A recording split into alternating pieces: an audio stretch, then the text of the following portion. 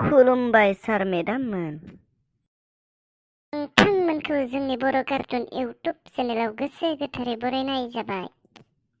बेनिखायनो नोंथांमोना जोंनि इउटुब चेनेलखौ लाइक, शेयार एन्ड साबस्क्राइब खालामना होदो। लोगोसेनो बेलनि फिथाइखौबो थां थां थिं थिं जोंना जोख्लोबना खालामखादोलै। अब्लानासो नोंथांमोना आइ एम दा फार्स्ट भिउ, आइ एम दा फार्स्ट कमेन्ट होनलायनो हागोन ना।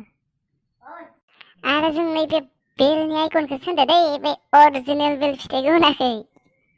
गावा बे दाखालि अरिजिन बेलखौनो जोनानै आथिया लुनद्रुन बुदोथ', बेनिखायनो मालायखौबो जाम्बा सानबाय गाव बायदि।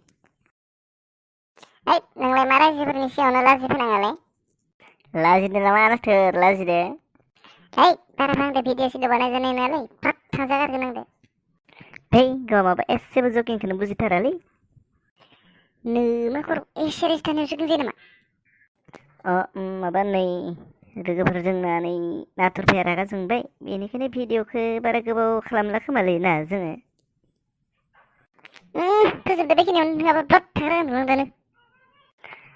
नै नाय जोंना नाथुरफाया हाथारलानो अथायस' जाथारबाय, बेनिखायनो जों दिनै बेखिनियावनो बिदाय लाथ'नोसै। आरो नै लोगोफोर, लाइक, शेयार एन्ड साबस्क्राइबखौ बावनाङा दै, आरो कमेन्ट खालामलायदो माबायदि मोनदों नायनानै।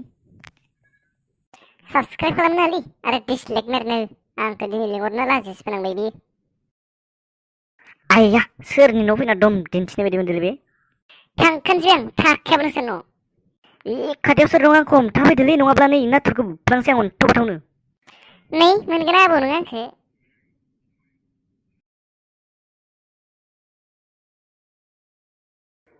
हिर' गिरि बहानिबा दालाय माथो गिना ब्लद थांखोलै साला।